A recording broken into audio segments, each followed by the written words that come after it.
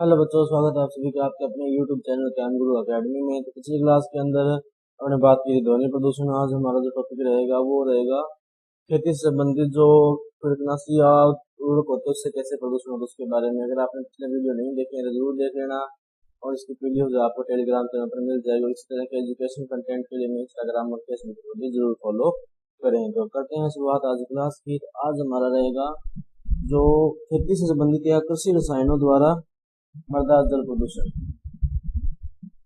कृषि रसायनों द्वारा मृदा जल व वायु प्रदूषण, यानी कि एग्रोकेमिकल्स है उसके थ्रू सॉइल वाटर और एयर पोल्यूशन कैसे होता है उसके बारे में। तो सबसे पहले इसके अंदर जो आता है अपने वो देखो कौन सा आता है। सबसे पहले आता है उर्वरकों द्वारा, यानी फर्टिलाइजर्स के द्वारा किस तरह से प्रदूषण होता है या पोल्यूशन होता है। तो अपने को पता है उर्वरक जो अपने खेत में यूज करते हैं वो 100% यूज नहीं होते। बात करें अगर अपने नाइट्रोजन वाले उर्वरकों की, तो नाइट्रोजन वाले उर्वरक जो होते हैं वो लगभग आप मान के चलो 25 से 70% तक यूज होते हैं। फास्फोरस वाले जो होते हैं 25 से 70 या 30 से 50 भी दिया हुआ है। वहीं बात करें अगर फास्फोरस वाले उर्वरकों की तो वो लगभग जो है 5 से 30% तक यूज होते हैं। अभी ये जो बच गई मात्रा है या जो बची हुई मात्रा ये क्या होगी, मिट्टी में रहेगी और मृदा का प्रदूषण करेगी। अगर आसपास जल होगा जल स्रोत में जाकर जल प्रदूषण करेगी। दूसरा इसके अंदर जो आता है वो आता है भारी तत्व संचयन, हैवी मेटल डिपोजिट। भारी तत्व संचयन या हैवी मेटल का डिपॉजिट होना, हैवी मेटल का डिपॉजिट होना। इस जब भी ध्यान रखना, जब भी भारी तत्व का नाम आया वो 3 एलिमेंट्स का ध्यान में रखना, तो कैडमियम, एक मरकरी और तीसरा आप ध्यान रखोगे किसका, स्लेड, Pb। जब भी भारी तत्व का नाम आई थी, अब देखो जितने भी उर्वरक बनाए जाते हैं वो सारे के सारे प्राकृतिक खनिज जो होते हैं उनसे बनाए जाते हैं, और प्राकृतिक खनिजों में हमेशा ही ये भारी तत्व उपस्थित होते हैं। जैसे रॉक फास्फेट है, रॉक फास्फेट के अंदर सीसा और कैडमियम होता है। सिंगल सुपर फास्फेट, इसमें भी सीसा और कैडमियम होता है। डीएपी में होता है, नाइट्रोफास्फेट में होता है, कैल्शियम अमोनियम नाइट्रेट के अंदर भी होता है। क्योंकि जिन खनिजों से ये उर्वरक बनाए जाते हैं उन खनिजों के अंदर प्राकृतिक रूप से ही ये भारी तत्व उपस्थित होते हैं, जिससे क्या होता है उन उर्वरकों का अपने उपयोग करते हैं खेत में, और हमारे खेत में भी भारी तत्व जो है वो संचित होने लगते हैं या डिपॉजिट होने लगते हैं।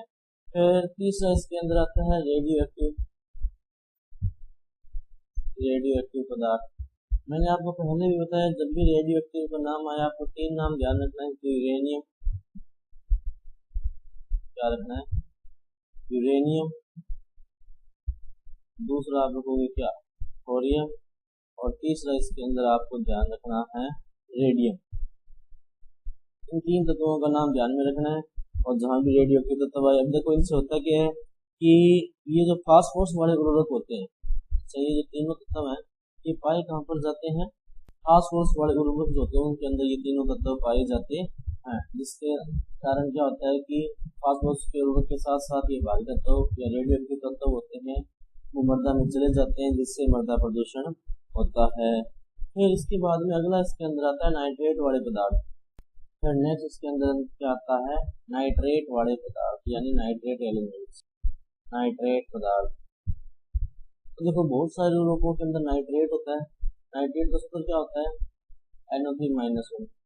अब नाइट्रेट की अधिकता से एक रोग हो जाता है या एक डिजीज हो जाती है जिसको बोलते हैं blue baby syndrome, blue baby syndrome.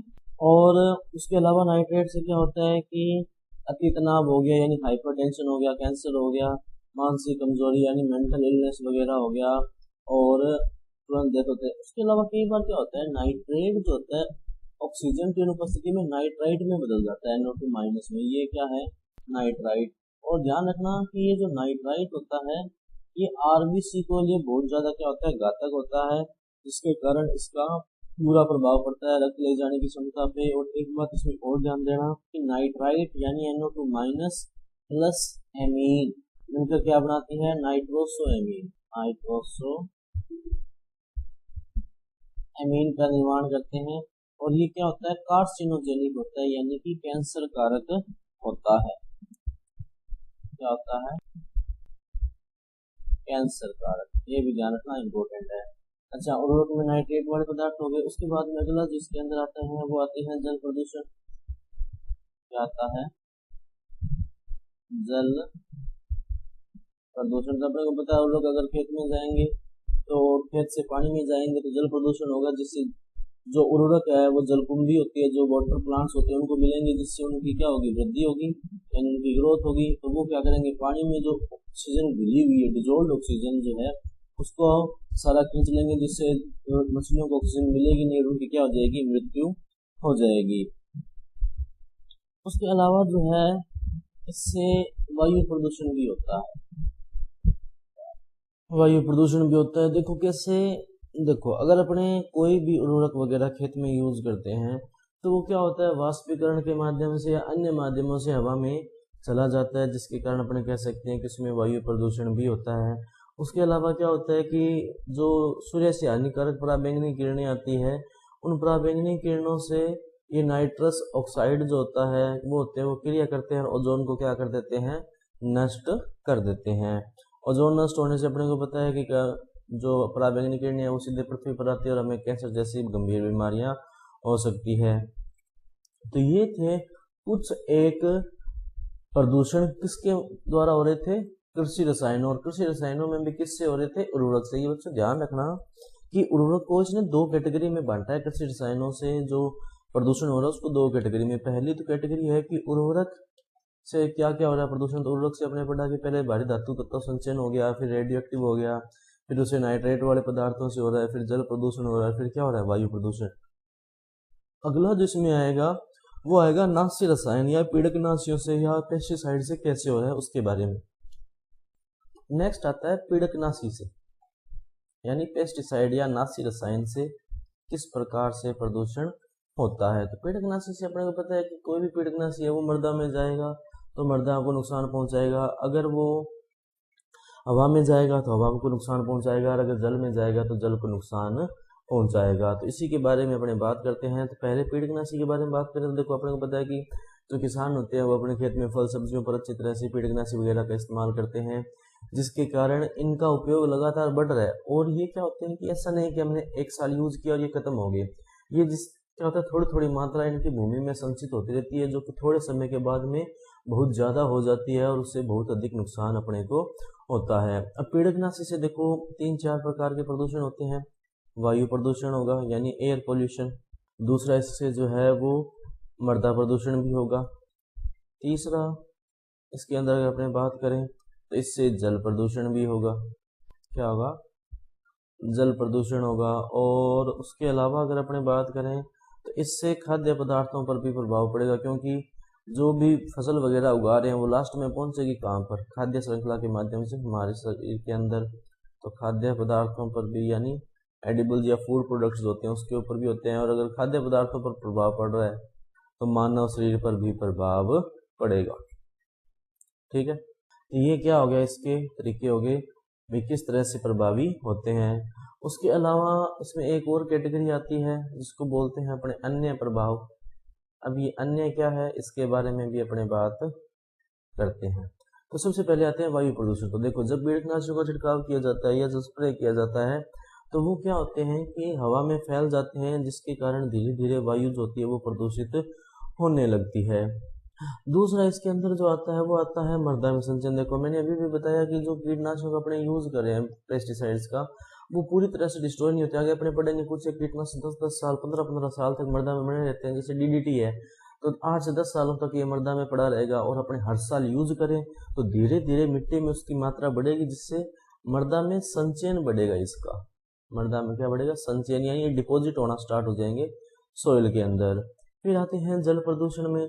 तो देखो, नाशी रसायन जो होते हैं लगातार खेतों में अपक्षालन होता है या इसका निक्षालन होता है। क्या होता है?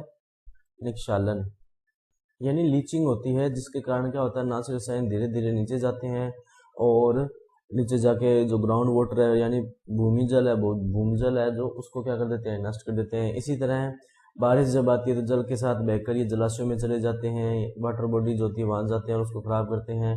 और ये अलग अलग तरीकों से मानव शरीर के अंदर पहुंचते हैं और हमारे शरीर को नुकसान पहुंचाते हैं। फिर आते हैं खाद्य पदार्थ। अब आप खुद सोचो कि जिस खेती का पकाने के लिए अपने नासी रसायनों का प्रयोग कर रहे हैं तो वो उस खेती में भी आएंगे, यानी कि मान लो धान है, फल फ्रूट है, सब्जियां वगैरह हैं, उनमें आते हैं और ये खाद्य श्रृंखला के माध्यम से हमारे शरीर में प्रवेश करते हैं, जिससे जैविक सांद्रण बढ़ता है।